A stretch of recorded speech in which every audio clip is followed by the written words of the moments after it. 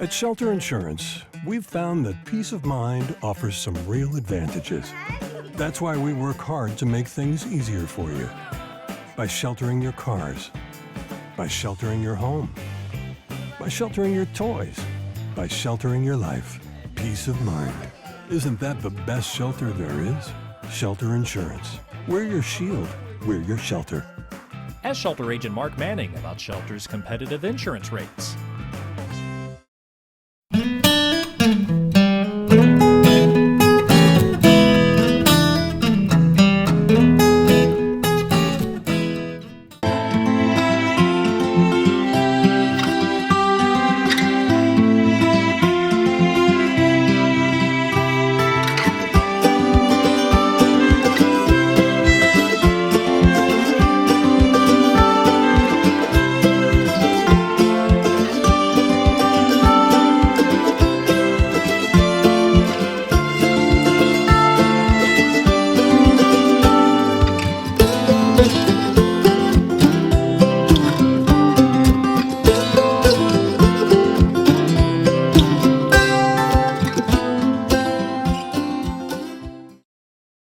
For years, the battle has raged about who has more spirit, Newport Greyhound fans or the Batesville Pioneer fans.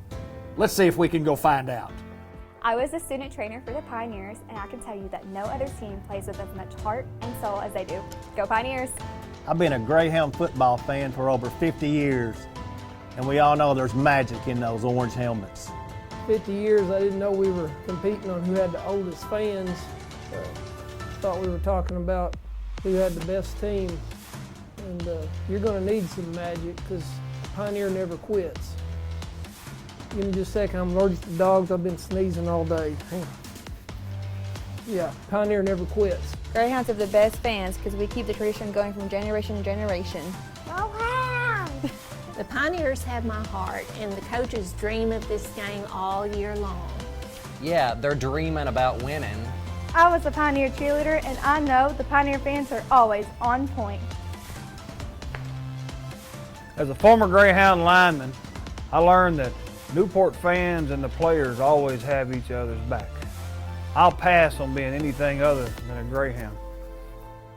While this score may never be settled, one thing is for certain. Both have limitless enthusiasm for their teams and their towns.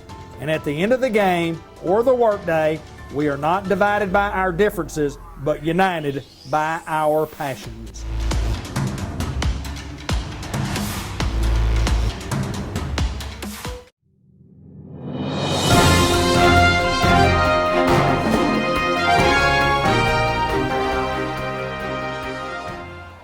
Always my great pleasure to come to Batesville, Arkansas and visit with my good friend Mr. Ted Hall from White River Area Agency on Aging. Good to see you again, my friend. Good to see you, David. Social distancing, as what we're supposed to do. That's Mask on. Absolutely. Being safe. And being safe. And you know, right now, our judge and our mayor, and they understand and recognize that Independence County right now is a hot spot for the virus. And so we just want to emphasize this today, that we're being safe, and it's a matter of just this is the way we find ourselves in right now, this situation. So we're just trying to make the best of it. And so, you know, David, we've been in business here at the Area Agency on Aging for over 40 years. Yes, sir. And I have people that have worked here in the office for over 30 years, and they said this is the darndest thing. They've done a lot of, they've come across a lot of things, but as all of us know, this is an unusual situation. But David, we were talking before we went on air here, is that we continue to serve people even all through this pandemic. I mean, we continue to do that, and we're still doing that. Dave, we have probably over 600 aides that are out in homes today throughout our 10-county area. So we're making sure that they have a protocol before they go into a home, that they've washed their hands, they've got gloves, and we have to document all that. And of course, the state is requiring us to make sure that those protocols are followed. Now, what has happened, David, because of the virus, some of the folks that we normally can serve just like this, because of the virus, it has slowed things down. It's not from us. So some people ask, well, why are my loved ones getting service faster? But it's a slowdown from the state, and it's just simply this is where we find ourselves in. So we're trying and pushing to make sure that we still continue, folks.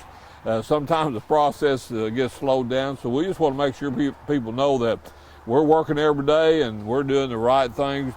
But there is a way in which we have to operate, just because we work, the state sort of represents who we have to follow the rules by, and so that's what we're doing. Well, Mr. Ted, not only this business, but the world's actually changed. We're changed in every facet of business that we do. Absolutely. And we are not immune to Sure. We're going to change too. We have to change. We have to change our protocols. We have to change going in there. And that's what we've done. But the most important thing is that we've changed and we're still serving people. Absolutely, right. And that's what we're talking about, our in-home services.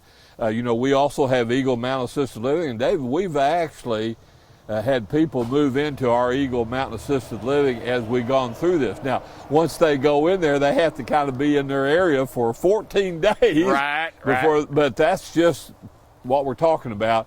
We just have to shift the things that we're doing. But they can always call us. I always use the 870-612-3000 because it's easy to remember. Right. That's here at our corporate office.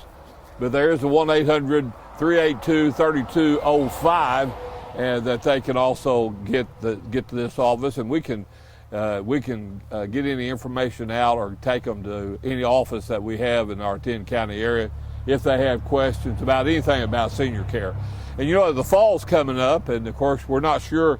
That's a lot of times when people start changing their drug policy, and we have different seminars and those guys. We're not sure if we're going to be able to do that this year. Right.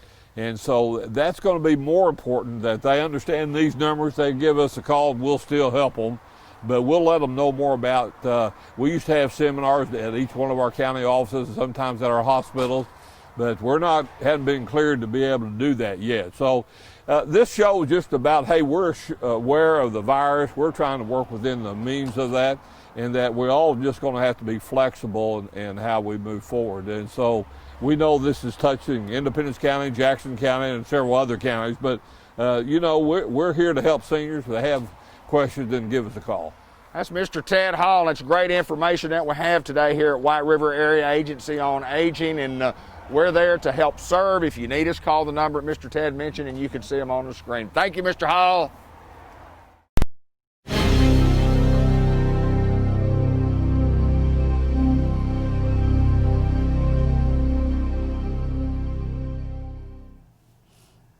Well, we get to come down to Merchants and Planters Bank in downtown Newport and get to walk in the door, and we have to abide by all the guidelines that are required. That's right, but we're open. We get to visit with Tara Salinas at Merchants and Planters Bank in the bank. We're not Skyping and everything. Right. We are open. Our lobbies reopened last week, and we are still encouraging social distancing. We're adhering to all of the suggested guidelines by the state. So if you come in, we will ask you to do the same thing most businesses in town are doing. Just, be courteous of other people's safety and your own as well. But we will have guidelines in place and places for you to stand so that you know that you are socially distancing yourself. We have, posters in case anyone forgets. Absolutely. I don't think we've been told to wash our hands and cover our sneezes and all that enough. I hope everybody knows. But if not, we will remind you. But we're back open, and we have missed our customers. We've missed that personal contact that we love, that we hold ourselves in high regards for here. Sure, it's absolutely. one of the proud things that we have about being a community bank. So we're back open. Like I said, we're still encouraging people. We've seen a great increase in our online banking and our mobile app usage, and I think that's great. Sometimes, different situations, require us to kind of go outside of our comfort zone or learn some new things. And so I think we've learned things, or customers have learned things. So there's a lot of positive that has come out of all of this. So we encourage people to continue doing your online banking. Call us if you have a need. You know, we'll try to figure out how we can help you on the phone. It's been working really well lately. And so, yeah, like I said, we've learned to do business in a new way. I want to interject something here. We talk about online banking, and we've been doing that for years. And there's a group of people who are an age, like at my age, you know, sometimes a little afraid of the technology, and then all of a sudden a pandemic hits, and you go, I need to learn me some technology. And it's not so technologically advanced that we can't handle it. No, it's pretty easy. It's pretty easy. And we've been able to talk people through it on the phone. Sure. You know, are you seeing this? Can you see this? Let's, you know, work through it. So yeah, we've worked it out. We have worked it out. I mean, and the thing about being able to call somebody at your local bank, your downtown local bank, your bank out on, I mean, it's kind of important when you have someone that you know you can talk to. Yeah. We get a lot of phone calls or texts. You know, we have people that contact us through our social media sites, message us and everything. So one way or other, you know, you can get in touch with us, and we're here to help you. So thanks again to our customers for being so adaptable and for working with us and for keeping everyone here safe. We appreciate that. Well, not only the customers that have had to adapt, you folks that have come to work every day, y'all continue to do that. You continue to provide the services that we have to have. I mean, it's nice to have a local community bank that you can deal with. And let me just say, you know, from the bottom of my heart, a heartfelt and just, you know, I'm just inspired by the staff that we have here, because they show up, and I mean, most of them, the tellers, the customer service representatives, they're on the front lines. They're there, they're handling the money every day, and they are, you know, they're not, should we come to work today, are we coming to work today? They are, you know, we're going to be here early, we're going to be cleaning stuff early, we're going to stay late, we're going to clean that tube, you know, every time someone touches it. And they're on it, and they're so resilient and positive that it's just, like I said, it's inspiring, and I just personally want to say, you guys are awesome. You know, thank you for doing what you do, to our staff and to all of the banking industry staff out there, and all of the frontline workers that, you know, have continued to show up and do what they do every day to help our community. I want to talk a little bit about the different.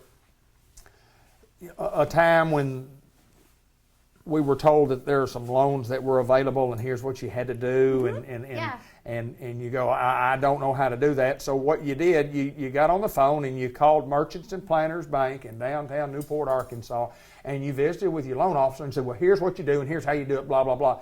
And it got done in most cases. Didn't get everything done. I mean, you can't get 100%, but let me brag a little bit about you guys to say, you took care of a lot of folks. You helped people through the process. We did, and I think, and it helped businesses. Last time we talked, I did the shout out for our lending staff, and again commended. I can't commend them enough on the long hours, the hard work, you know, the headaches, and the blood, sweat, and a lot of tears, because they did everything they could, and they helped so many people.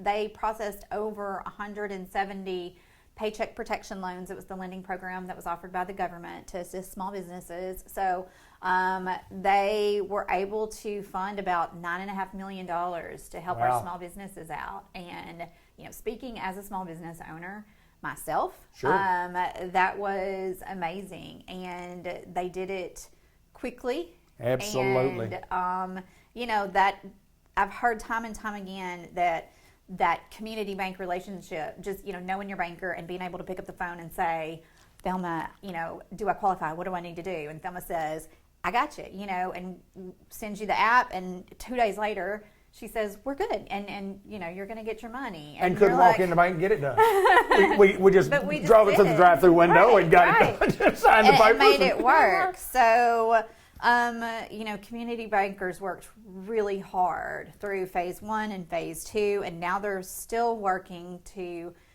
make sure, that the forgiveness aspect is handled and taken care of. And so just, from beginning to end, we want people to know, your banks are here to help you with your good times, like when you buy your first home, or you start your business, or, even if it's just that first checking account you get when you're 18 years old. Those are good times. Sure. And those are the times we are proud and we love to be here for that. But banks are also here to help you in times like these, where maybe, you're unemployed or you've been furloughed and you need a little more, assistance, and it's not so clear cut. Having that relationship with your merchants and planners banker is really going to come in handy during that time. Picking up the phone and saying, here's my situation, and your banker says, let's work this out. And so that's what we're here to do. So for any of you guys out there that need us, we're a phone call away. Let us know. Phone call, social media messaging, however you want to contact us now, we're available. Just let us know, because that's what we are here to do during these times. We do want to mention about a couple of things. The credit card, if somebody needs a credit card and you talk about needing a little help right here, great time to think about that and getting a credit card through Merchants and Planners Right, Bank. and we have our credit card application is online on our website, so www.mnp.bank or mnpbank.com, either way. Just Google MNP Bank. Sure. And go online, and you can apply, online, submit everything, and, we'll get back with you soon on that. We've got a great interest rate. It's 11.95%. You're not going to see that out there in the big credit card world. Right. It's a really good interest rate. You can see Not the 25s. encouraging, I'm not encouraging everyone to go on a shopping spree, but if you need a little extra, emergency or, something cushion money, then I think a credit card is a great way to help out during these times. Or, I think about our savings accounts as well. Again, I know people are like, it's not the time to save, but people are getting some stimulus money, right? Some income that way, and instead of going through it all, I encourage people to save a little bit of it, because you just don't know what's around the corner. So be safe. Well, I appreciate you taking time to join us, Tara, and covering. Have we gotten everything covered that we need to talk about today? We'll catch the rest of it later. There's always more. More. Let me say this. There was a lot of things that we needed to talk about today, and most importantly is that Merchants and Planners Bank is here. We've been here through the good, the bad, the ugly, and times we're getting better. We're going to continue to serve the folks in our community the way we have for many, many years. Don't know why you would do business banking anywhere else, except a community bank. I mean, that's just what we do, because you can walk in the door and you can sit down and you can talk to somebody and you look them eye to eye with somebody that you go to the football games with, that you eat the restaurants with, that you see them in the local shopping centers with. Yep, and we're ready to get back to all that. Absolutely. And we thank you. We thank you, and we thank everybody out there for their business. Much for taking we really appreciate it. Time to visit with us. Tara Salinas, Merchants and Planners Bank, my hometown bank, and yours as well. You see success like the Loch Ness. I see the challenge and I say, man, I got this. But I'm picking at the problems and probably making it worse. I'm patching up the weakness before they hit that first. They want to get the riches, but they don't want to work. That laziness is basically a curse, and I just want it more, so I get it. I'm not playing, I'm not stopping. Your hurt feelings are not close to my problem. Get that money. Stay journey, don't call me lucky. Farmer's Tire Mart, where the rubber meets the road, in Newport, Arkansas, and it has for a long, long time. I'm David Black. She is not. She is Marty Bain Brown, and she is the what we would say the pretty brains of the operation today. We have Mr. Tommy Bain over in the background, making sure that we talk about the correct tires and tars and everything else that we have here. How's Marty? I'm all right. Tell me about your inner ear infection. I don't want to talk about that. Are you on to talk about tires today? We can talk about some tires. Okay. Hey, we have tires, and we have a lot of different types of tires. we're a Firestone dealer, and we carry all kinds of different tires. But tell us what all that we could put tires on if somebody needed some type of tires. Well, if you've got a car, we can put tires on it. Okay. If you've got a truck, we can put some tires on it. Okay. If you got a four-wheeler, side by side, we can put tires on those. Trailers, Absolutely. lawnmowers. It's that time of year. It sure is.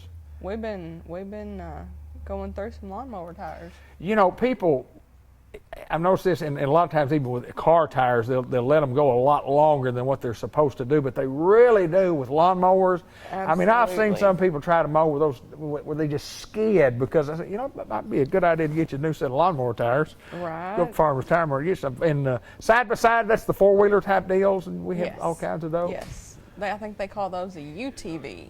Okay, They're not ATVs, they're UTVs. Tractor tires. How in the world do we get tractor tires on tractors? How do we do? I don't see a lot of tractors pulled in the shop. No, you don't really see a lot of tractors pull up in the shop because we go to the field and put those on. So somebody orders tractors and y'all load them up in the trailer, and I know you have a to-go, I guess a service truck that lets you go, not a to-go.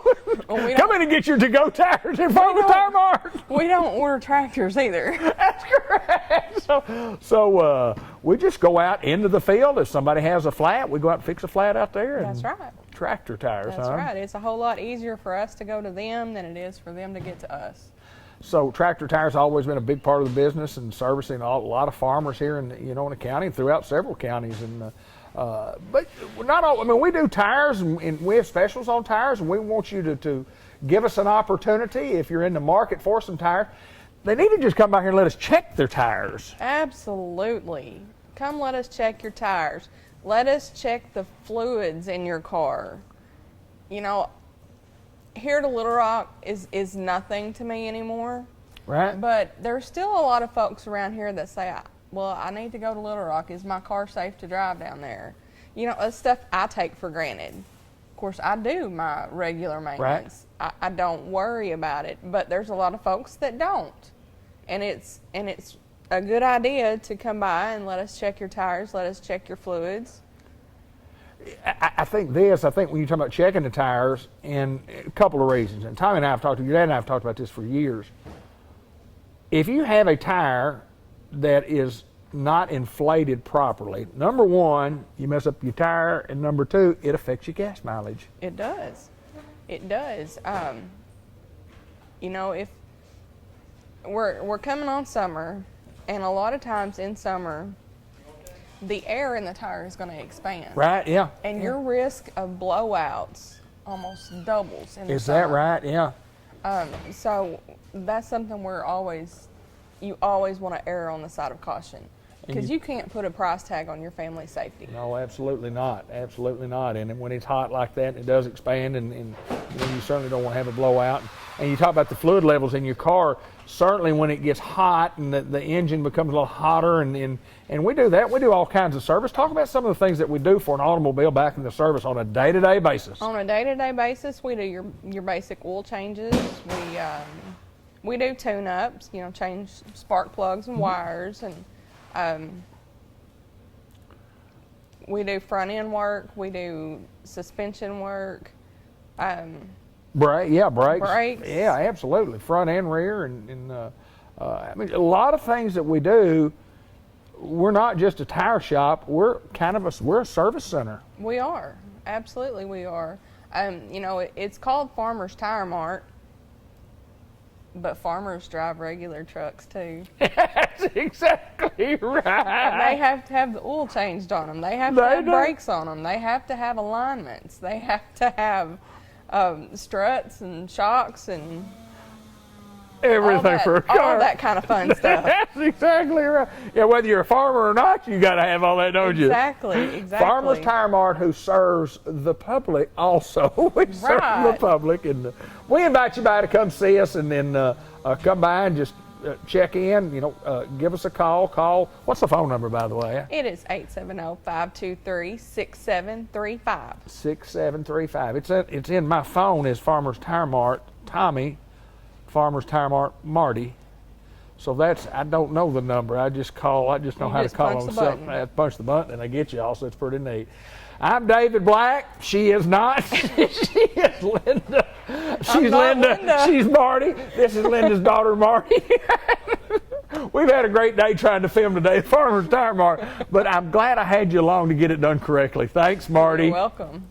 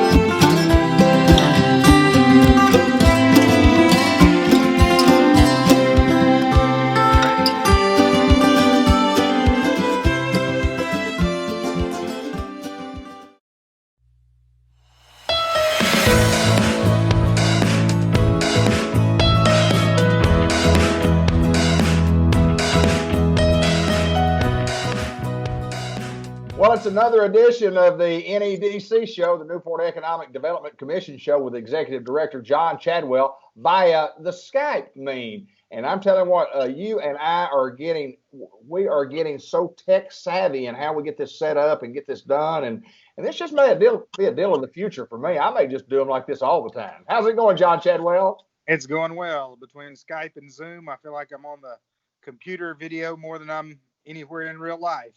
You are. You are. What if you're going to get anywhere in real life at this time, this day and time, you need to be on Skype and Zoom. But I appreciate you joining us and taking time. It's hectic at NEDC this morning. It's been hectic down there, and you guys have been busy. We have been. We've got a lot of stuff going on. We're one of the few with our downtown group that is still having events. We're doing it in a COVID-safe way. So you wear masks to the park until you're seated with your family group. You're a social distance from everybody else, and the band is 15 or more feet away from everybody. But it's nice to give people the opportunity to do something in a time when there's so much that's been canceled. And Julie's going to be sending out some information as we film this, probably in the next day or two, about Depot Days. And so Depot Days is going to happen on September 26th. And we just feel like we can find a safe way to do things. It's really important to give folks something to do, because it gets old just staying at home not doing anything. And we want to remind everybody, when we talk about that, if you're not on the list, to get on the list, to get the emails, to get the messages, we ask you to call us and call the chamber or call NEDC and get your name on the list, and you get all these emails. And if you're not on Facebook, you need to get on Facebook, because they're on Facebook. The information is out there of when we're having things going on in downtown Newport. It is. We have a text list now, so you can sign up for the text list. Call Crystal. She'll take your number, put you in, and then you can be texted the day of an event. Because I've had a lot of people say, oh man, I wanted to come to that. I just forgot it was happening. Well, you don't have to forget anymore, because the day of the event, you'll get a text in your tells you all about the event. You can decide whether you want to come or not. You can go to There our you go. Monster Nights Newport, and it has a list of all the events that are happening. So, Well, there's good stuff going on down there, and we've got several things we want to try to cover this morning. And one of those things that we want to talk about, John, is a new website that, in the technology world, you have to update these things, not on a daily basis, but it certainly seems like on a yearly to every couple of years basis to keep up with the technology. Talk about the new website. yeah, we have to keep up with the technology. You need it to look fresh and new, and it's your window to the world. I mean, just think how many of us Google or search, do an internet search for some place before we ever go. Most of us probably don't travel to a town that we hadn't at least looked up something online for that community. And so we're going to work. We're commissioning a group to do a new website. They'll start on that here in the near future, and we voted on it Tuesday, I think. So probably by the first of the year, we'll have a new website up and running. It'll have a lot of the same things. We'll have a community calendar. We'll have upcoming events. We'll have job listings, chamber business directories, and all of those kind of things. Our website's one where we try to integrate the city, the county, the chamber, the NEDC, and tourism. So many communities, you got to go to 3 or 4 or 5 different pages, and they don't really connect except maybe a little link at the bottom. We make ours a little bit easier, where there's tabs at the top. So you get on one, you can get on just about all of them, and you can sign up for it. You can see whatever kind of information that you need. And we're really proud of how our websites work, and the fact that we all do it together. I know in so many communities, each organization is responsible for their own. And so one of them may be really up to date, one of them may be really out of date. So we try to do it. The NEDC covers the cost for the city, the county, chamber, tourism, and economic development, so that we can have a great first impression on the web to people who are looking for us. What we have now is pretty impressive when you go there, whether you're searching for the chamber or, like you say, any of those entities. But I think it's pretty impressive when you go there and you go through and you find the information that we have about us on that website, and it's fixing to get better. So looking forward to that. First Impressions Tour. Tell us about this pilot program we have coming up. So the Arkansas State Chamber and the University of Central Arkansas's Economic Development Program have created a program for communities that they really wanted to test out. And so they looked for a couple of pilot communities, and they chose us in Stuttgart. And the way the program works is we have two communities that are of similar size, similar background, similar demographics, and each one of them picks 3 people or 4 people, and they go and anonymously visit the other community. So our team was Julie Allen, Lee Scoggins, Naisha Greer, and myself. We drove down to Stuttgart and spent about 4 hours. We drove around. We ate in one of their restaurants, went in a couple of their stores, looked at their community, and just made notes about what our first impression was. Things that were really good, things that they could work on, things they might need to fix. Likewise, Stuttgart sent 3 people up here. They drove around. They looked at the town. They went in some stores, talked to the people, ate lunch while they were here, and so then all of our thoughts and ideas and all of that were consolidated. We sent them in to University of Central Arkansas, and they prepared a report for us. Here are some of the first impressions. Here's some things that we thought were really, really good. Here's some things that we thought you might work on, and that's important because we get used to living here, and so we don't notice some of the things in our community, and we don't realize how hard it is sometimes to find stuff in Newport. If you drive into Newport cold and you want to find the college, well, it's not necessarily obvious. Or you want to find where the high school is, it may not be obvious. Or you want to find where City Hall is.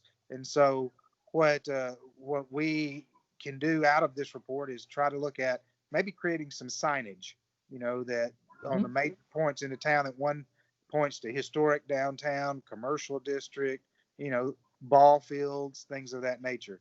I know a lot of people use Google Maps today, but even with Google Maps, when you get into a town, it can be off by a little bit.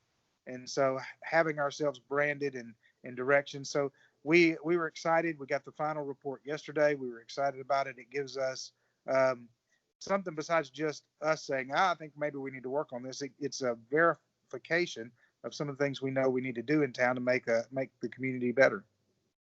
Well, you do a report like that, and there's no doubt that you find out that the information, when you go to somebody else's community and they kind of judge you and you kind of judge them, and you kind of get great ideas of what you might be missing, that you really are right at the end of your nose, but you just don't see them, but good information there. Third thing we were going to talk about, tech. What was the third thing we were going to talk about today? Well, we're still working on this technology park project for downtown, and yes. the internet internet technology or information technology apprenticeship program that's going to start downtown. We're looking at starting at the end of September. We'll have some slots available. So if you are a business and you have an existing employee, or you want to hire somebody new for IT in your business, this is going to be an IT generalist kind of program. So they'll learn basic networking skills, basic routing skills, basic web maintenance, things like that. So if you're a business that just needs one or two people like that, you can have them go through this program, and it won't cost you anything, and it doesn't cost them anything. Now, they have to be your employee. So even if you're hiring somebody new, you'll hire them, and then they'll go through this apprenticeship system. They'll have about 6 months in classes, and then 6 months on the job training during their first year of apprenticeship. But it's a great way to get somebody qualified for information technology, rather than trying to reach outside the community and move somebody in, or reach outside the state even and try to move somebody in who may not stay long. They may move here and decide to move on. But if it's somebody who lives here and who's grown up here and who's still here, then they likely will stay, and they'll likely be a more long-term employee. Every time you have an employee turnover and you have to hire somebody else, then it costs you money. It costs you time, costs you money, costs you training. So this is a goal to get these jobs that are hard to fill in our communities, to get the training done here, to let people in our communities get the education that helps them earn a better wage and lowers the cost for our businesses. If somebody's interested in getting into that program, what will they have to do to get in? Well, if they'll call up here and call the Economic Development Office, 523-1009. If they call up here, then we will hook them up with the Arkansas Center for Data Sciences, who's doing the recruitment, and get everything set up so that they can be part of the class. And it's awesome. It's awesome stuff that's going on in downtown Newport and around Newport and Jackson County. We always say going on in downtown Newport, but we mean throughout our community and throughout our county. And you guys continue to be the leaders within the state of Arkansas and leading our community. And I can't imagine having a better leadership team than what we have in place and what we've had in place at NEDC. And I thank you, my friend. Well, we got a good leadership team around the community, and we thank you for all your help. All right, John Chadwell, the Executive Director of Newport Economic Development Commission. Good stuff going on in downtown Newport. Thanks, John. Thank you.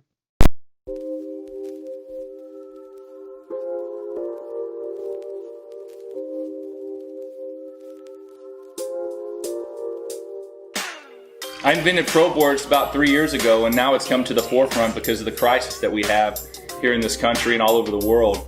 With the board, you can take it anywhere, you can get outside, you can get away from people, you can do all the training that you need. Any exercise, any place, anytime, you can knock it out. You have black bands, red bands, yellow bands, you have handles, straight bars, sliders, door attachment. You can do any exercise that you can put your mind to and get creative with. So we're really excited to bring this thing to everybody in the world.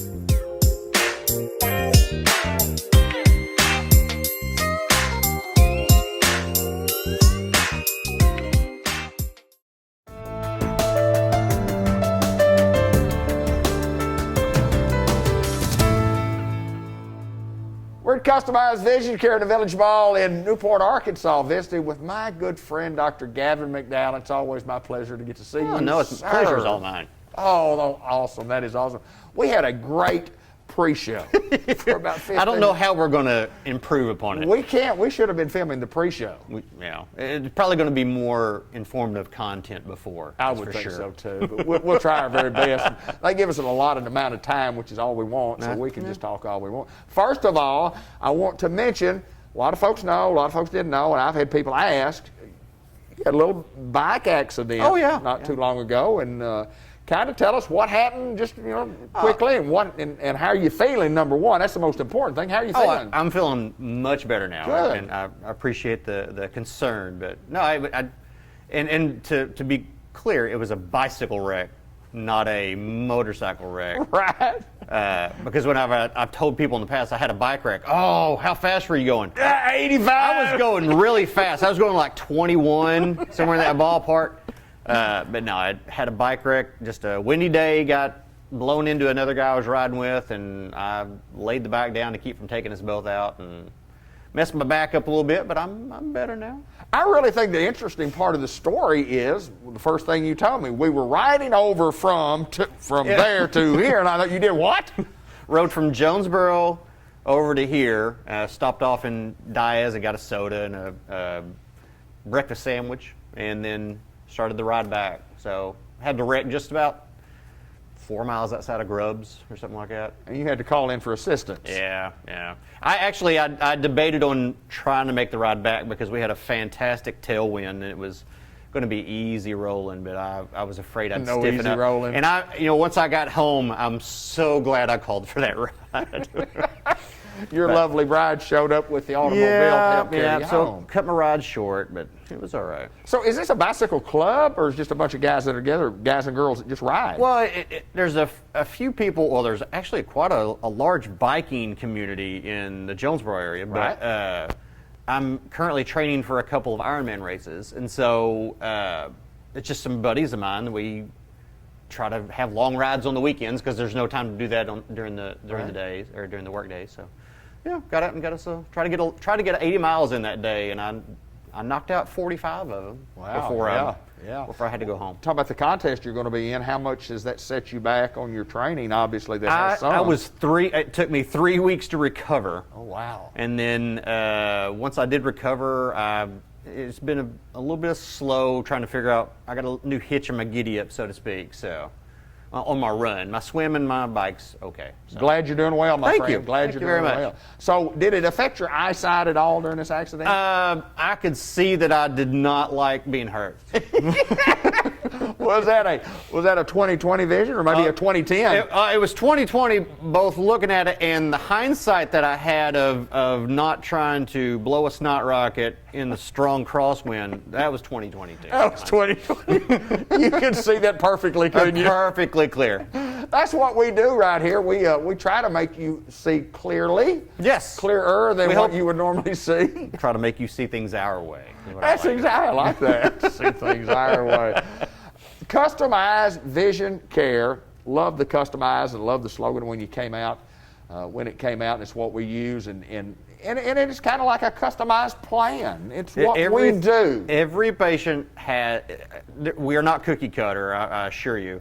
And I will say this, now that we got authorization to start back up after the COVID shutdown, things are a little different because we've tried to eliminate as many touch points as we have or had in the past, but just for safety's sake.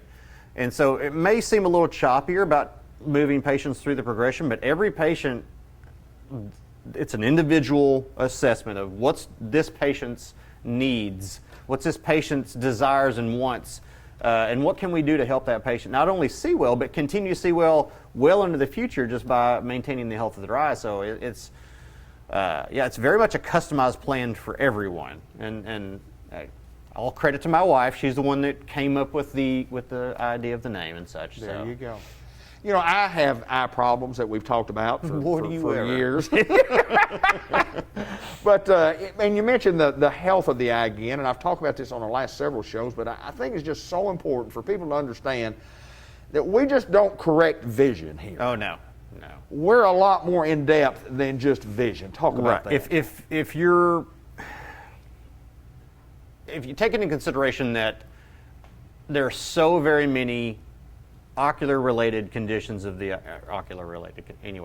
conditions of the eye that affect the health of your eye, but may not affect the vision whatsoever, or may not affect the vision at all until extremely late stages. Right. It's much more important to maintain the health of the eye than to be worried about, not be worried, but to focus, and I'm not trying to use a pun, right? Yeah. But to focus on just vision alone, and there is no knock toward corporate vision places. I mean, there's optometrists in Walmarts, and there's an optometrist in Pearl Vision, and all these things, and their main business plan is to let's correct your vision perfectly, get you some glasses. Yeah. They're all trained the same way I am, but their model's different. Right. But it is my belief that if you treat the overall health of the eye well as maintaining a clear visual solution for patients, you're going to have so much more longevity in your vision.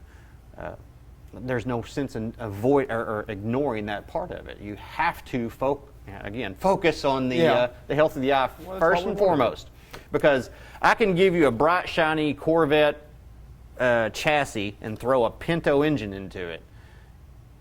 It doesn't really matter if that engine's not, that engine ain't gonna do much. So we got to make sure we're maintaining what that drives the overall visual health, so to speak. Those of us who have studied, and we all have. That's a horrible analogy. How did you let me get by with that? You just sit there and just listen. I just listen.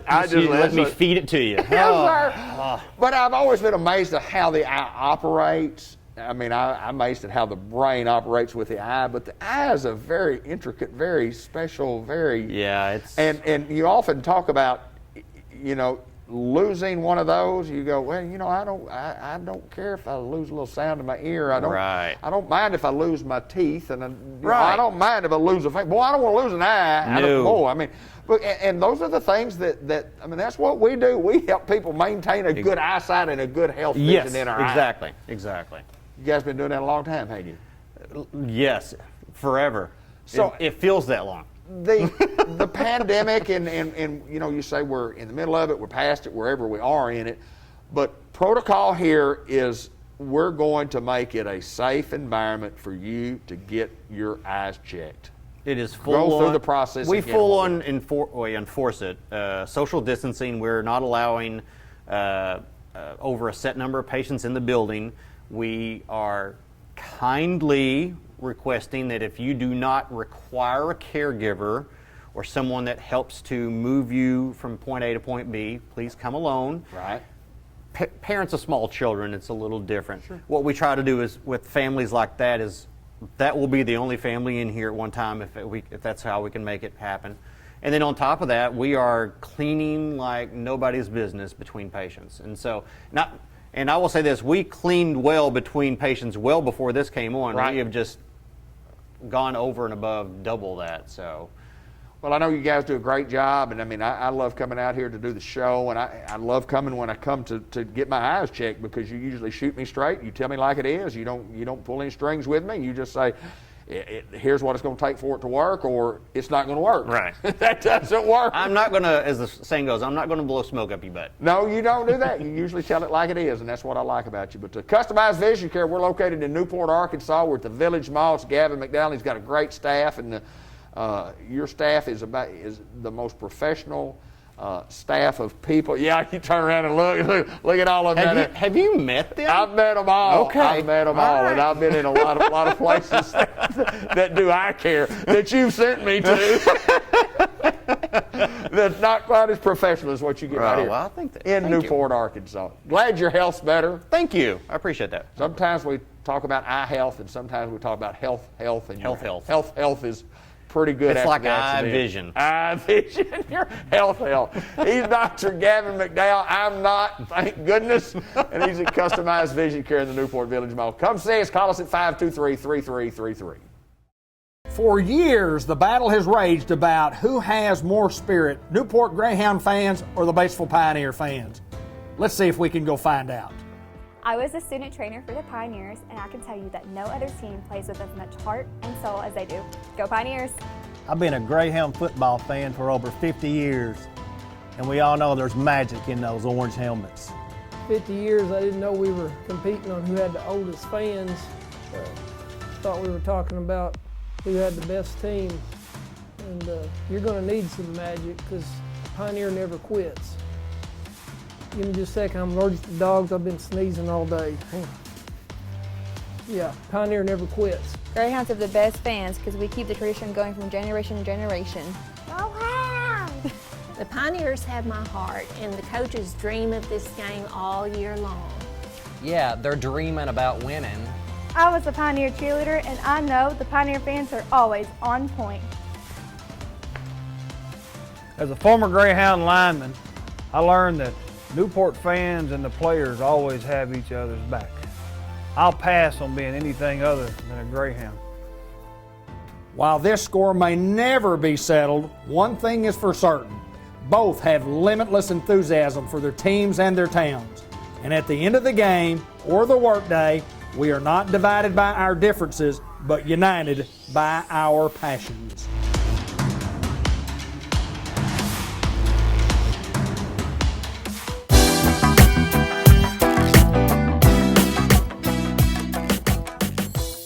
Hello everyone, and welcome to the August edition of the Farmers Supply Association Agriculture Report. I'm Randy Klepechka, agronomist with Farmers Supply Association. Last month I used the horse racing analogy that we were kind of going around that final turn and heading for that home stretch, and August is here and we're in that home stretch right now. We're going quickly towards the end of this crop season, and just want to update everyone about where we're at with all our different crops. We're at a great location out east of Tuckerman, and we're going to talk about corn, soybeans, and rice, and we're going to do that all from one location. So just want to update you on where we're at with all of those crops. Of course, right behind me you see the corn. It's looking very good, and again it's on that home stretch, very near finishing this crop up. Couple of things I want to touch on as we finish this corn season. Number one is irrigation termination, and that's about where we're at with most of our corn crop right now. Of course, with corn, for those of you that have grown it know that we look at that starch layer within that kernel, and we watch it, and we kind of watch it advance down that kernel, and once it gets to the bottom of the kernel and we see that black layer at the bottom of the kernel, we know that we're mature and everything's made at that point. At that point, we just need to dry down and harvest the crop. So what we want to see as far as irrigation termination is good moisture in that field until that starch layer gets to the bottom and we see that black layer. So we're getting close. A lot of the corn I've looked at over the last several days is roughly 60%, 2/3 of the way starch layer down that kernel. So we're getting close, but we're still probably going to need another irrigation if it doesn't rain again. We're taping on the 7th of August. I've got good rain forecast for next week, but we also had good rain forecast for last week and it didn't happen. So if we can get a good rain, next week with that forecast, we're probably going to be done with our corn. But for a lot of it, if we don't get that rain, we probably need one more to finish it up. So that's kind of where we're at with corn irrigation. I want to briefly touch on one of our worst diseases that we see in corn, and that's southern rust. Southern rust has made it up to northern Arkansas here recently over the last 2 to 3 weeks, I think. But most of our growers have fungicides out there preventatively, and most of those have held long enough. They're breaking loose now, and we're starting to see some southern rust. But for the most part, we're past the point we worry about that. When southern rust gets here and it's already in the dent stage, that corn is starting to dent at the end, then it's unlikely that we would get a return from a fungicide. So I think we beat southern rust if you did have a fungicide out there preventatively, and we're going to beat that. And then we're set up for a good crop with all those things happening. So again, we'll be starting to harvest the corn crop pretty soon. Our rice crop is advancing along really quickly. As you can see in the field behind me, this field is headed out. The heads are what we refer to as turned over. It means they're getting milk in those grains, and the weight is causing that head to turn down. So we're maturing pretty quickly depending on what the weather does. We'll be harvesting rice before too terribly long around here. 2 or 3 things to talk about as we finish up the season. Number one is stink bugs, and that's an issue that we deal with every year usually in rice, but this year has just been unbelievable as far as low numbers of stink bugs. When our rice first started heading out and I was looking at stink bugs, I would find maybe 2 or 3 per 10 sweeps, which is, about half a treatment threshold. As we've advanced, I don't even find that now. We're just, a lot of fields I go in, we find 0 stink bugs, maybe 1 or something like that. So looks like we're going to get by without having to spray any stink bugs, which will be great, saving our farmers money, saving potential quality issues as well. So, but we can't let down our guard, because sometimes what we've seen in the past is the very latest rice, the stink bugs will build up, and sometimes those late maturing fields will need to be sprayed. So very lucky on stink bugs so far, but don't let your guard down until the time is finished for that. Next thing I want to talk about is diseases and fungicide applications. And we're pretty much past the point right now where we worry about diseases and fungicide applications. But I did have a couple of calls this week about fungicide applications in rice. Again, for the most part, we're too late.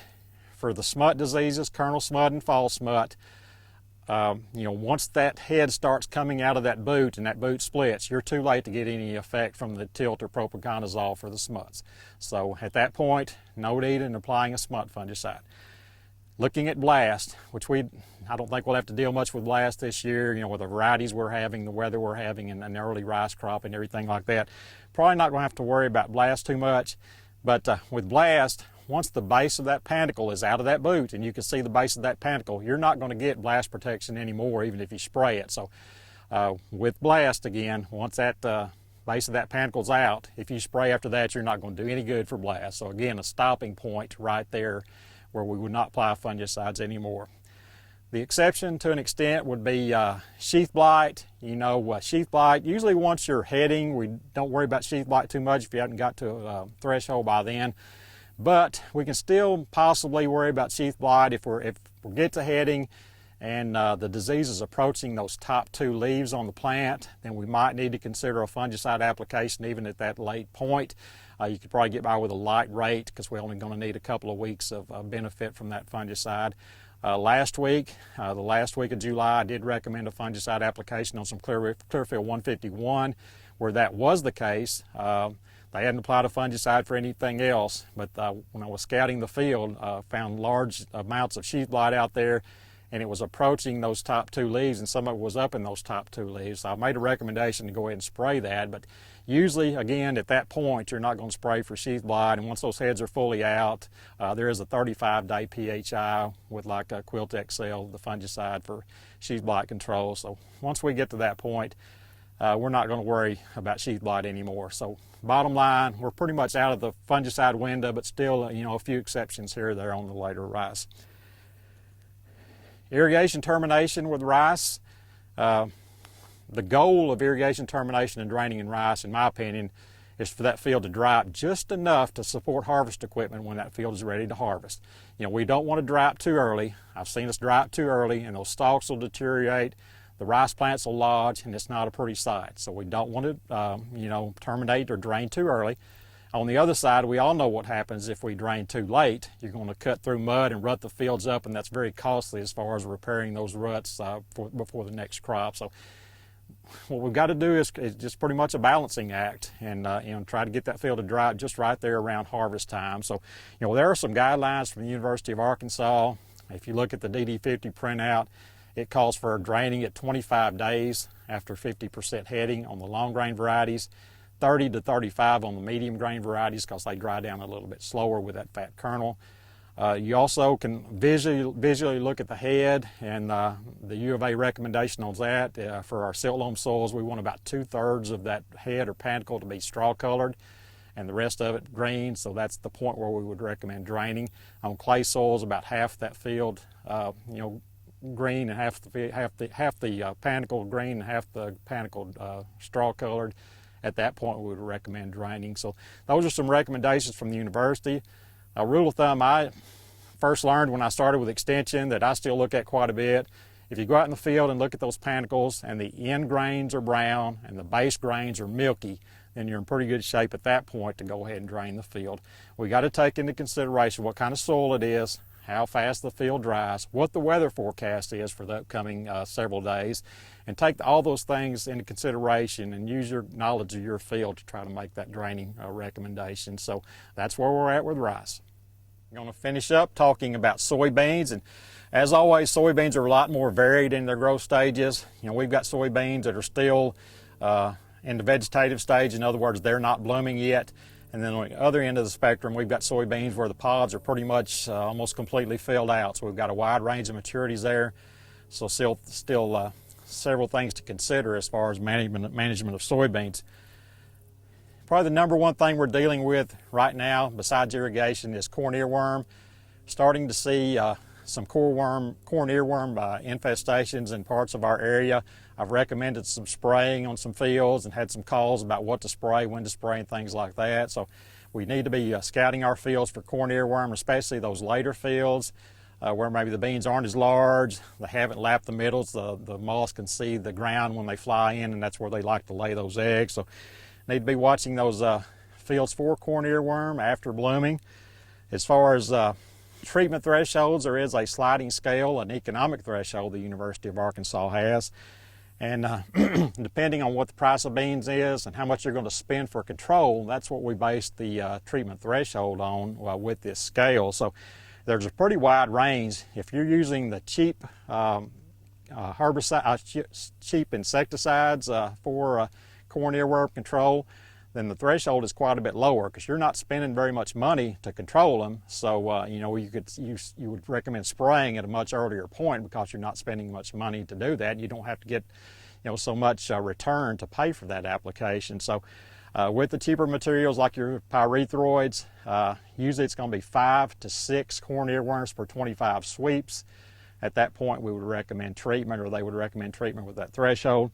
On the other end of the spectrum, if you're using the more expensive materials, you know, the Previthons, the Besieges, those type of materials that are more expensive, but they provide much better residual and much longer residual than the pyrethroids do. So, you know, in that case, the treatment threshold is going to be more because we're spending more money, but we're also getting a longer residual, which means if we had another reinfestation, you know, in 2 or 3 weeks, we would get control from that material. So again, with those materials, that treatment threshold is going to be roughly in that 10 to 11 to 12 range. So you can see it's pretty much double the treatment threshold depending on whether you're using the cheaper materials or the more expensive materials. We also have mentioned halogen in the past, that biological virus type of control. It's kind of on the lower end of that cost range as well. But most of the fields I've looked at recently or last couple of days, there's getting to be too many worms in certain fields, and also we're getting a mix of larger worms and smaller worms. And remember, the halogen is only for smaller numbers of worms, you know, less than 5 per 25 sweeps. So we need to consider that when making this. And also we need to, you know, look at, again, 5 worms or less and less than a ½ inch long if we're going to use the halogen. We did have some halogen go out earlier this week in the last week of July. So hopefully that will be effective, but again, you got to have small worms and a small number of them with that. Looking at fungicides, not a lot of diseases out there with this weather we've got, but a lot of people, especially those high input people that are really putting money into their crop, really trying to achieve those higher yields. You know, I think a fungicide is a good preventative measure for those guys, and they need to be using those. So, you know, again, if you got diseases or you're doing some of that higher input, really trying to make good, you know, higher yields of beans, then you need to look at a fungicide application. In the past, we've kind of heard about R3, you know, beginning pod set as being maybe the magic time to do that. I don't think there's anything magical about that time frame. I think you can go into R4 or even into R5 at times and get good effectiveness out of these fungicides. So let's keep that in mind. There's nothing magical about R3. You can wait till R4, you know, those 3/4 inch pods, or those R5 when the seed starts filling out within the pod to make those fungicide applications. So again, just don't push that too early if you don't have to. I really like the later application if I don't have disease, because that'll extend that effectiveness of that fungicide a little bit later on.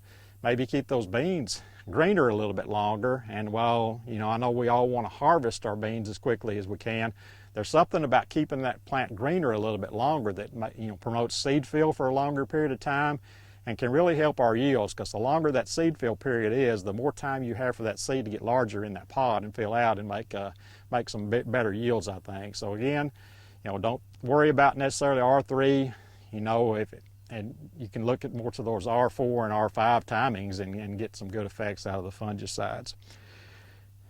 Irrigation termination, we've talked about that with corn and rice, with soybeans. Our main thing with irrigation termination, we want those soybeans within that pod to be separated from that pod wall.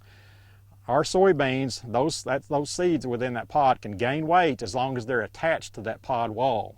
So, we need to, keep things going with irrigation as long as we can, to make sure we've got good moisture throughout the time that those beans start separating from that pod wall. So, again, on the irrigation, wait till that soybean starts separating from that pod wall. A lot of times you'll start to see just a little bit of color change at that point, and that kind of alerts you to the point that we're pretty much there. So that's when we would want good moisture until that point.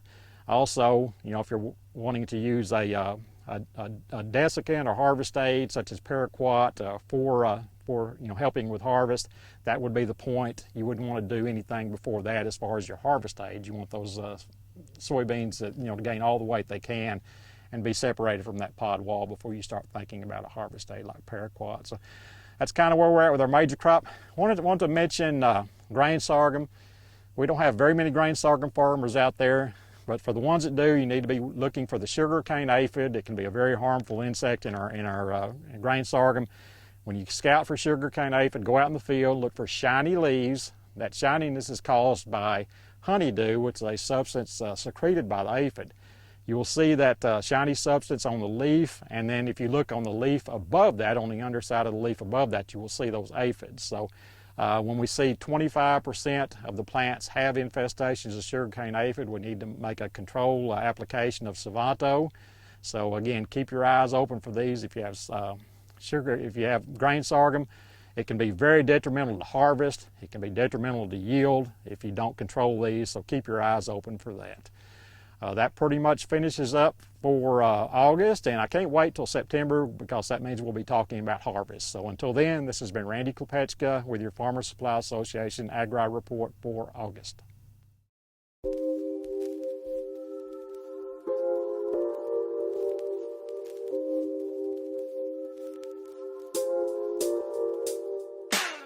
I invented Pro Boards about 3 years ago, and now it's come to the forefront because of the crisis that we have here in this country and all over the world.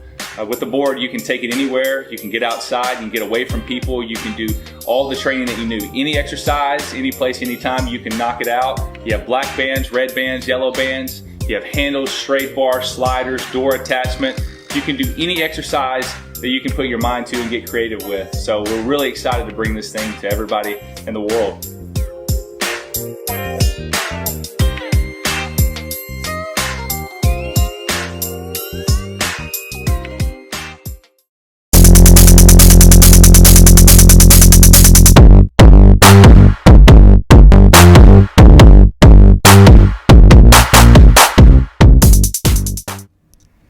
Unity Health, Harris Medical Center, Newport, Arkansas, and we welcome to the program Beth Ann Jones, and a very interesting person to say the least, because I spent the last 30 minutes finding out about Beth Ann Jones. And tell us a little bit about you, young lady. Welcome to the program. Thank you. Tell us a little bit about you. Well, I'm married with 4 children. I'm a Sunday school teacher, a youth group leader, and I've worked for Unity Health for 20 years. Wow, and Unity Health, being with an organization for a long time, which means you've spent some time in Searcy, and kind of tell us about being here at Unity Health Harris Medical Center, and job responsibilities and the things that you kind of do, because you're a lady of many, many qualities and many traits and many things to do, I understand. I am the nursing service coordinator for Unity Health Harris. I am the nursing leader over the Med-Surg unit. I'm also the leader over infection control, associate health, and I'm the quality risk manager for all of Unity Health Harris, and make sure that our community is getting the best quality care that they can get. Well, you said a lot right there, and a lot of things when you talk about quality care, and you're handling of a lot of things, and I know you're doing a marvelous job because the recommendations have come highly because I've asked about you. I studied up on you before I got on the air right here. But tell me, first of all, I want to ask about, we're having a drive-through. We're having a COVID testing drive-through. Let's talk about that a little bit. Yes, sir. We opened a drive-through for people in our community to come and get their COVID testing done Monday through Friday from 7:30 to noon. What we realized is we are increasing numbers patients needing to be tested, and so it was to try to make the process more efficient and better for the community. We started this drive-through on Monday. We're seeing many patients from various areas, not just in Newport. We're getting them from outside of town and outside of Newport that are coming here. And if you do not have a primary care physician and you're still needing to be tested, then we will make sure that you get in touch with the right person and we will get you taken care of.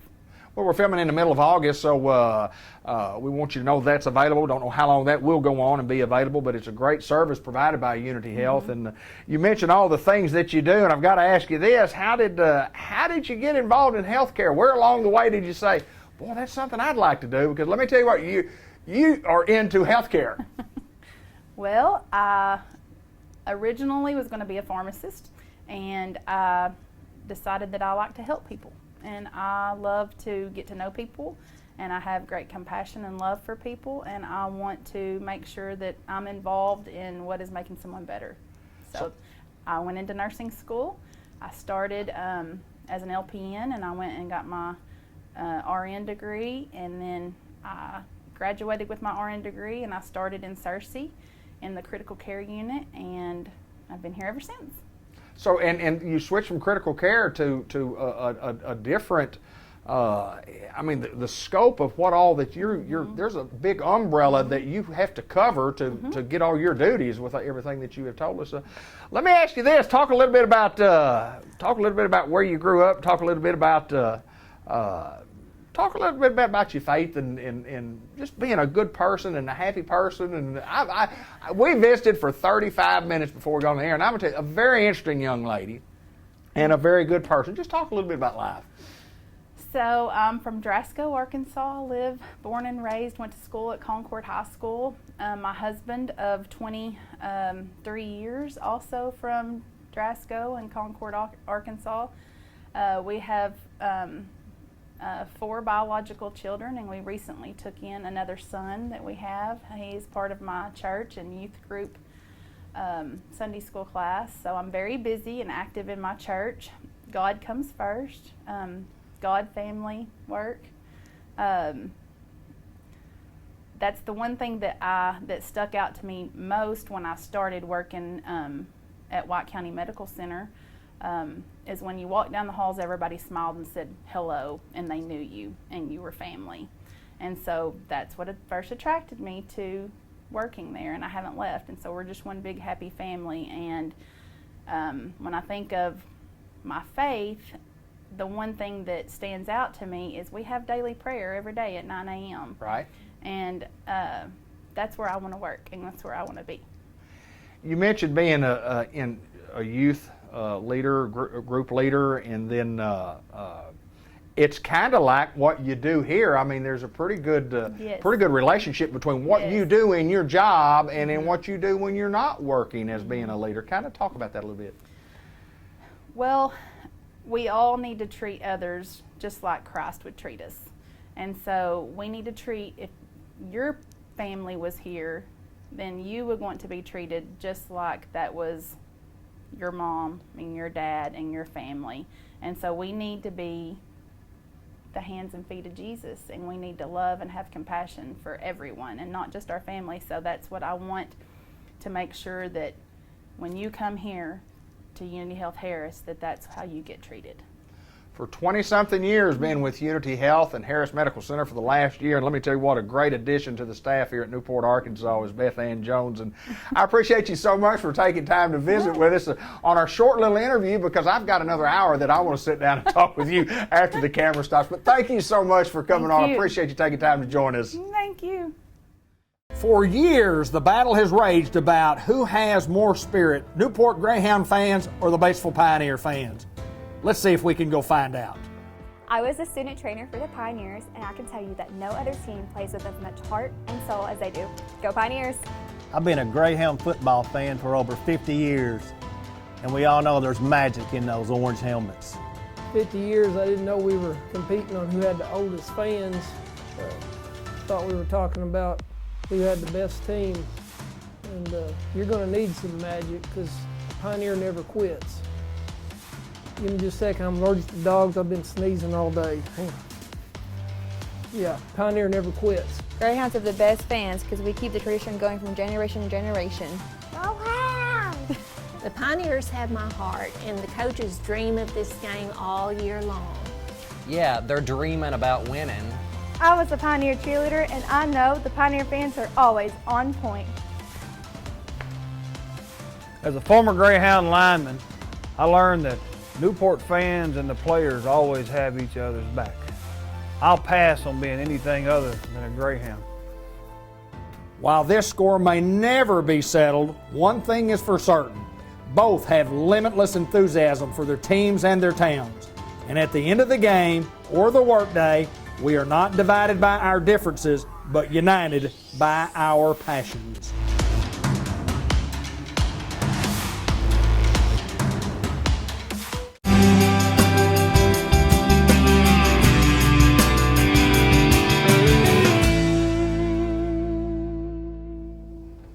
Well, I'll get to visit with my good friend Jay Cox on a beautiful afternoon, temperature about 80 degrees and the wind kind of out of the east and out of the northeast. And right. We're on a new location, my friend.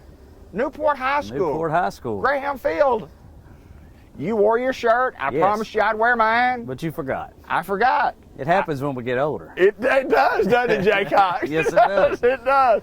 St. Michael's Place in Newport, Pecan Street, and Jay and I visit each and every month about what's going on at St. Michael's Place, and we just thought it'd be a great idea to come to the high school, kind of share with us why we're here, Jay. Well, we just wanted to come out to the high school today. You know, the kids are getting ready to come back. I have a senior and a ninth grader this year, and of course, having a senior, you know, we're also looking at college, you know, getting ready for scholarships, and this is a completely different year for the seniors this year, as we're seeing it firsthand. I know last year's senior class went through some changes, you know, because of this COVID-19. Of course, you know, at St. Michael's, we've already been talking about that, but being a parent, and of course, you know, I graduated class of '95 here at Newport High School and played on this field, and now sit up in the bleachers and as a fan, as a parent, and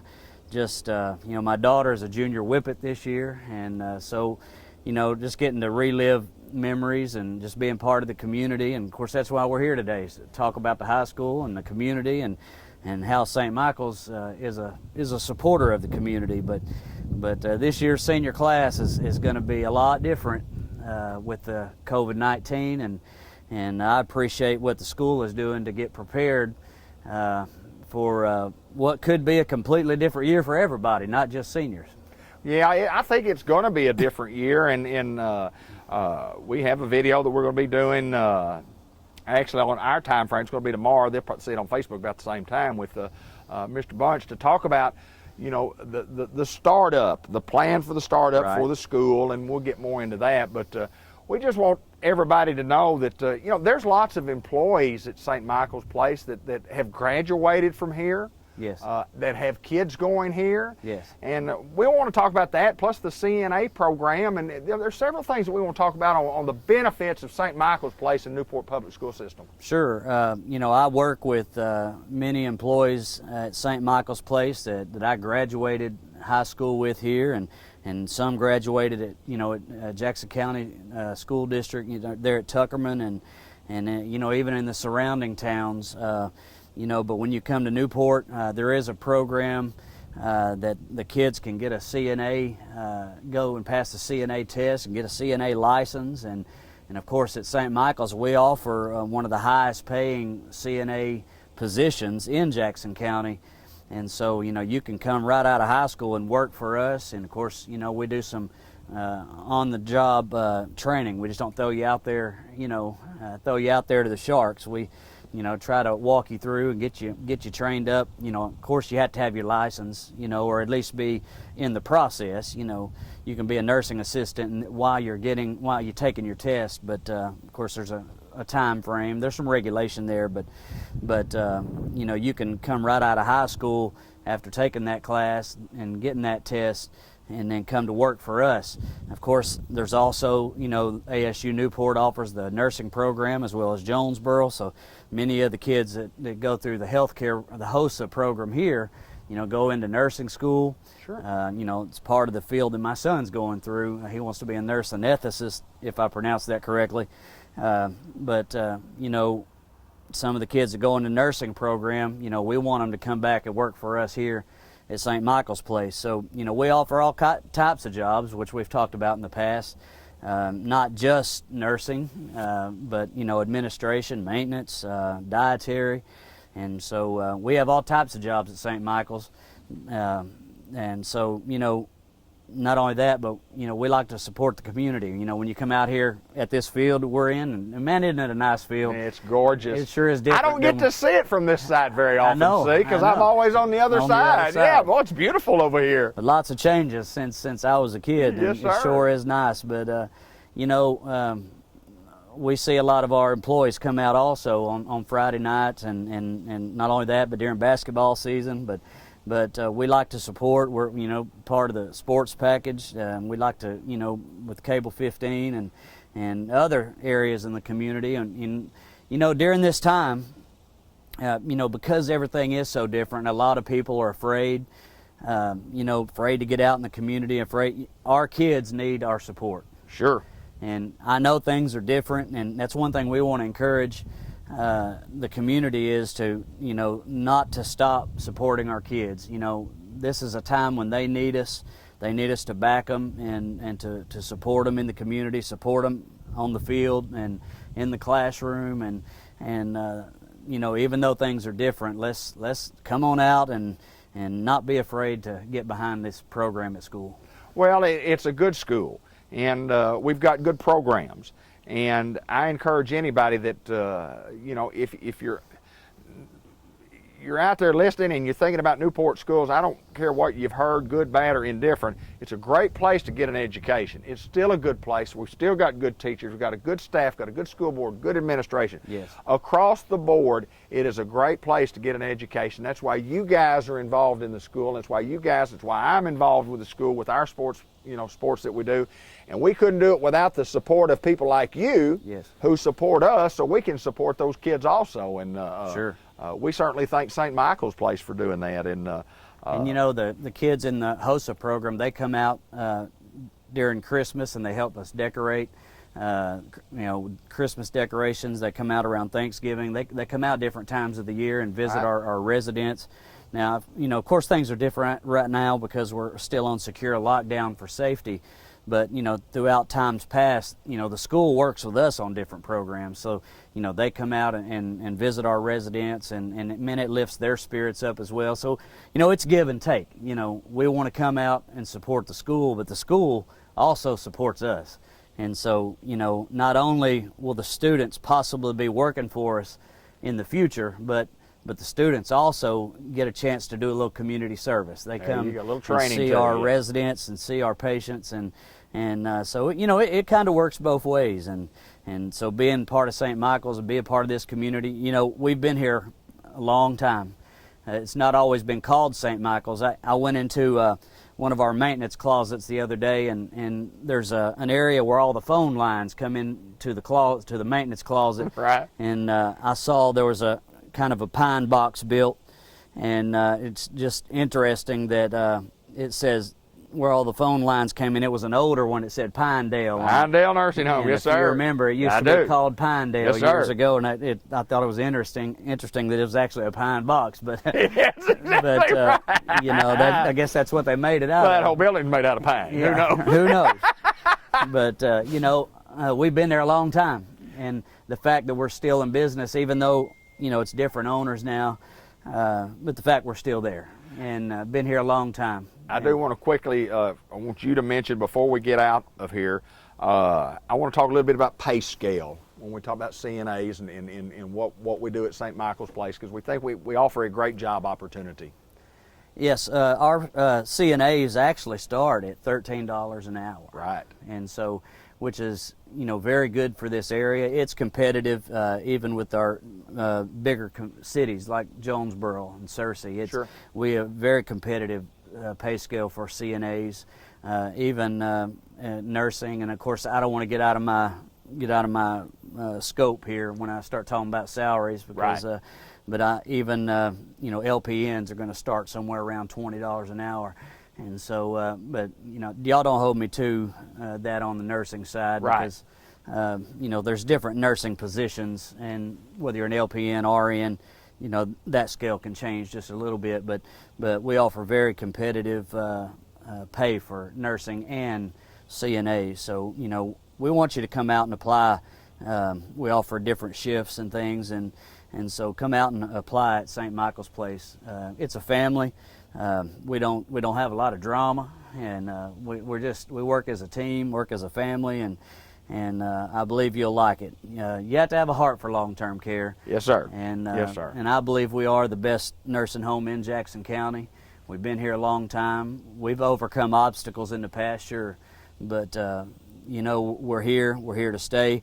And one thing about, you know, talking about community, and I know we probably need to go, but when you're talking about community, we're talking about local people. Sure.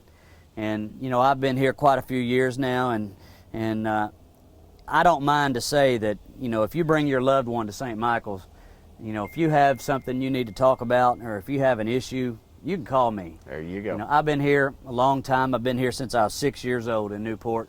I'm 43 now. Don't mind saying I'm getting older, but you know, if mom or dad or grandpa is in St. Michael's, and you know, if you have something you need to talk to me about, you can call me. I give everybody my cell phone number. When you sign in your loved one at St. Michael's, you have my cell phone number. You can call me. You can call me at home. You can text me. You know, you still have that one-on-one care, and you know, you're not going to find that at Jonesboro. Right. You're not going to be able to call the administrator, or you're not going to be able to call, you know, the social worker at home, or you're not going to be able to call the director of nursing. Director of nursing's local. You know, our administrator is from out of town, but she operates like a hometown girl. There you go. And I know for a fact, you know, she wouldn't mind for you to give her a call if there's an issue, if there's a problem.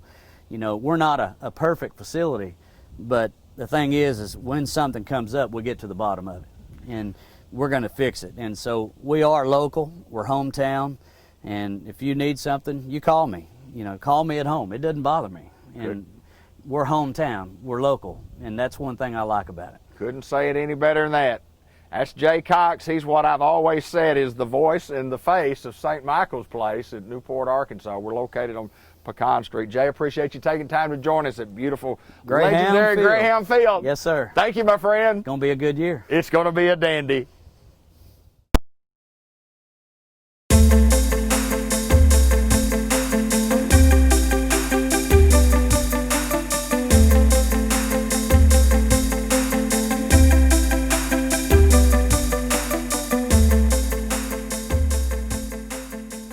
Well, on the Greyhound Report, we're at legendary Greyhound Field, and we get to visit with the offensive defensive line coach of the Newport Greyhounds.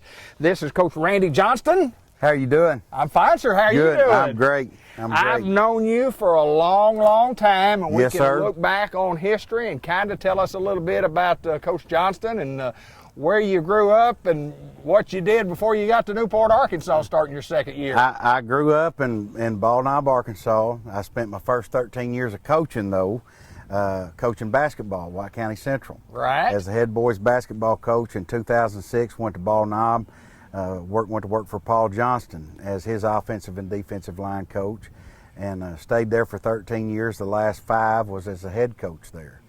And decided to come to Newport, had an opportunity to come here, and so far it's been great. Well, a lot of experience. You know, you talk about all those years you've been in it, and starting your second year. Let's kind of look back last year, your first year on the job here, and coming from being a head coach to an assistant coach. How was the transition, first of all, in changing those positions, and then coming from Bald Knob to Newport? Well, I went back. Actually, from going from a head coach to an assistant coach is what I really wanted to do, because to me, I got back to coaching kids. Sure. Instead of trying to deal with everything outside of the coaching realm of it. I enjoy coaching the kids, and Coach Hinesley, of course, I've known him for a long time. Met him first through baseball here at Newport when he was a baseball coach, and we think a lot alike on how to do things, and that really sealed the deal for me wanting to be here. It's a great program with a lot, since I've been in this area all my life, tons of history. Yes, sir. Tons of tradition, and that's a great thing to be a part of.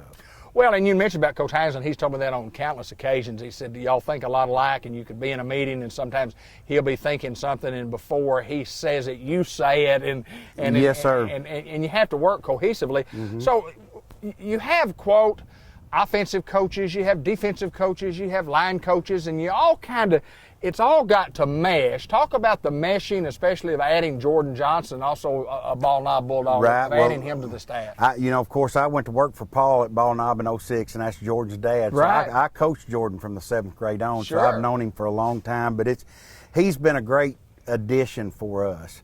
Coach Hinesley done a great job in looking for an offensive coordinator, and I think we've done a great job because Jordan, his background, coming from A-State, playing for Coach Malzahn, Right. he played there.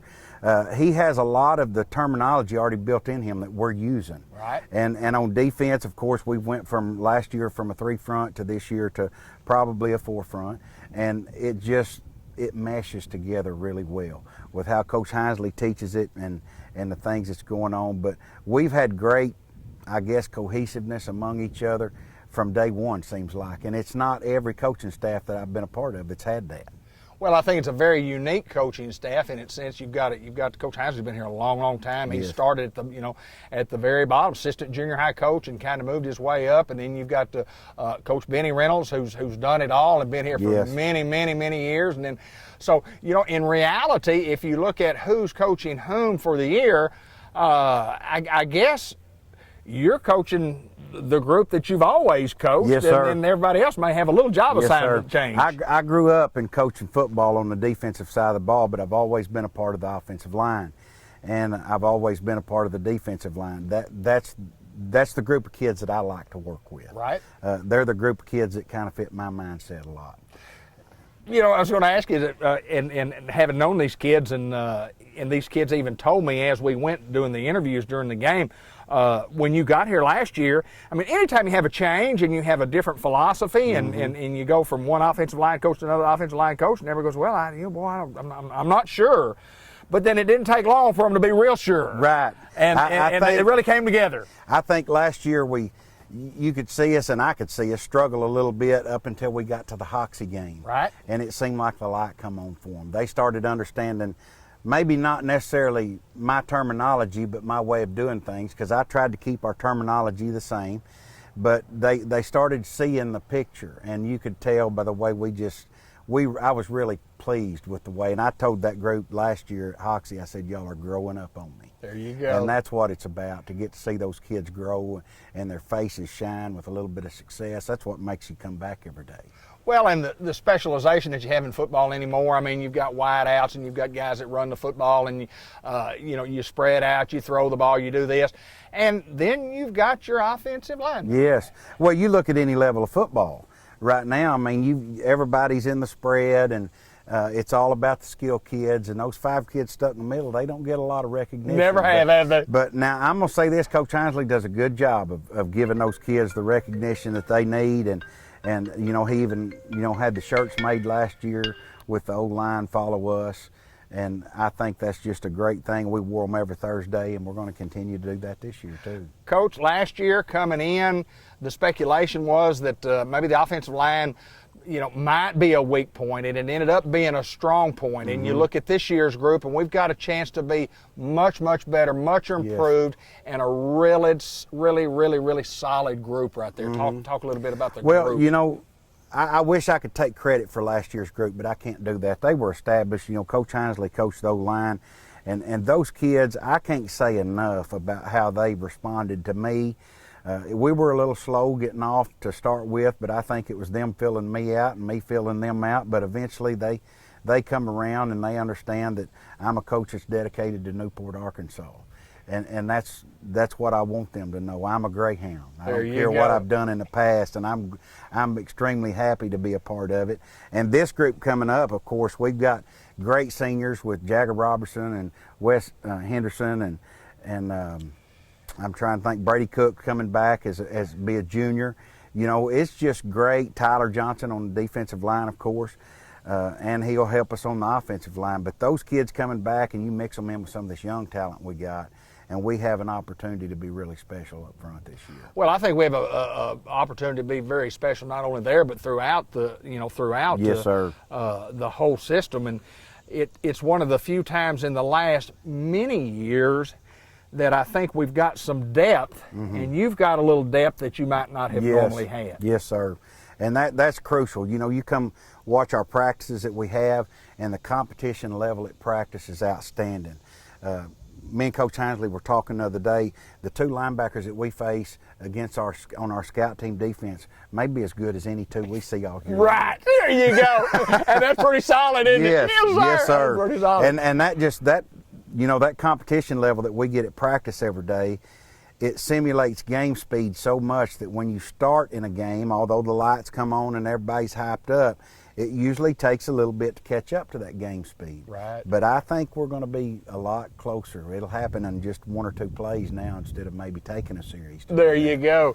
You know, we're filming in mid-August, and it'd be, you know, this program would be seen throughout the month. But I mean, we're just a few short weeks away from playing football, and all the directives have said, you know, we're going to play, and we're getting ready. We're getting ready to play a football game. Yes, sir.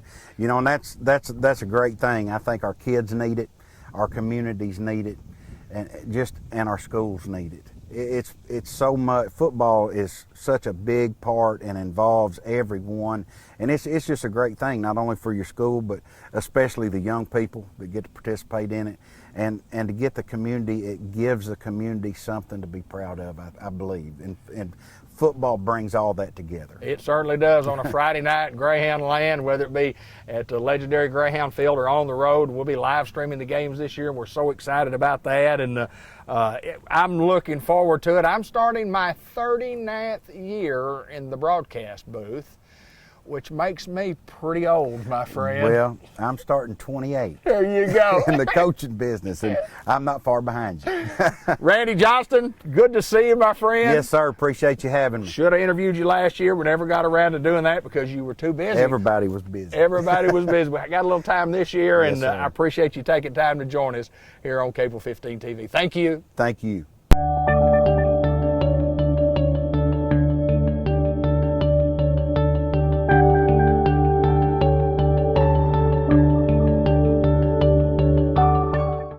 Celeste joins us from White River Health System in Batesville, and she is the Marketing and Foundation Supervisor of WRHS. And welcome to the program. Skype interview is kind of neat. It took us a little while to learn how to do it, but how's Annie Celeste doing? Oh, we're doing great over here. Good deal, good deal. We worked about 30 minutes to get this thing done, and I thought, you know, I could drive to Batesville, I could walk in the door, we could do the interview, and I could have it done by the time I get all this work out. But I love the technology, and now that you and I are both in the system, we'll be able to do it a lot easier next time. But you've got some information to give us folks here in Newport, Jackson County, and kind of this surrounding area about White River Health System, and kind of tell us what's going on. We're kind of been in the dark here a little bit, but let us know what's going on, Annie, please. Okay, so kind of like you have, we've had to make adjustments here too. You know, the need for healthcare doesn't stop just because COVID-19 is present. There are still many conditions that need to be diagnosed and treatment that needs to take place. These are for conditions both related and unrelated to COVID-19. So, and then on top of that, you've got your routine healthcare, such as your wellness checks, screenings, physicals. All these things are still very important. And then White River Health System consists of 2 hospitals, and then we have many clinics and facilities, outpatient facilities in multiple counties. So each one has stepped up to ensure that patients can still get the care they need safely during this pandemic. So I just wanted to get on here and talk about the Jackson County area, how our clinics there, some of the changes in our clinics there. Okay. I just want to say first that Doctors Randall Hunt and Nicole Lawson are seeing patients at the Newport Diagnostic Medical Clinic. It is open Monday through Thursday, 7:30 to 5:30, 7:30 a.m. to 5:30 p.m. They have done a great job of putting precautions in place to ensure a safe environment and keep patients protected from COVID-19 so they can go in and continue to get anything they need. If they, have an illness or an injury or just need a checkup, they've done a great job in ensuring that patients can safely do that still. So you can call, patients can still call 870-512-2500 to make an appointment. Okay. And the staff will give instructions on what needs to be done once you get there. We are still doing virtual appointments through WaveLink. So if anyone is still uncomfortable going into a facility, we have that option available. That is wavelink.whiteriverhealthsystem.com. And as far as changes, starting August 10th, Marlo Hargrave, APRN, who was at the Tuckerman Clinic, will be at the Newport Diagnostic Medical Clinic. Okay. So she will be a provider. And the Tuckerman Medical Clinic will close July 30th. Okay. So just a short 10-minute drive. She'll still be in the area, and she'll still be seeing, taking her patients. Her patients don't have to do anything. Their records will go with her. They'll just have to, change where they go. Okay. And then the Newport Weekend Clinic is closed just for the summer. They will be open on the Friday and Saturday and Sunday beginning the weekend of September 4th. Okay. Awesome. I just want to say that the WRMC Pain Management Clinic, they are still seeing patients at the WRMC Medical Complex in Newport. Okay. And there's White River Health System has a number of services available. They can be found on whiteriverhealthsystem.com. And so I just want everyone to know that we're still taking appointments. We're still making appointments, and we're still seeing patients. So. Well, we're very visible in Newport and Jackson County, and thus when we make changes like that, we want everybody to be aware of that. I think the most important thing that we take out all of it, Annie, is that we need to see our doctors. When you need to see the doctor or you need to go to the emergency room, you need to do that. I think we've kind of gotten that attitude of, I can't go because I'm not sick enough to go, but you need to continue to go with your routine appointments that you have and see your doctor if you don't feel well. Right. We definitely encourage people to do that because, we don't want people to put off going to the doctor and then their condition worsen later on down the road for, something that could have been treated early on. So. Yeah. Well, I appreciate you so much for taking time to join us and to give us the updates on White River Health System right here in Newport and mentioning the complex, the WRMC Medical Complex in Newport. Annie Solis, anything else we need to visit today on our Skype interview that took us so long to get to that we might not want to, we don't want to miss anything here on this one. Well, I just want to, if people can follow us on Facebook, White River Health System, for all the latest updates and information about our facilities, and then whiteriverhealthsystem.com. All right, that sounds great. Annie, again, I appreciate you taking time to join us and giving us an update on White River Health System. Thank you so much. Thank you. Until next time, for the White River Health System, Annie Solis, who is the Marketing and Foundation Supervisor. That sounds like a good job to me. Thanks, Annie. Thank you.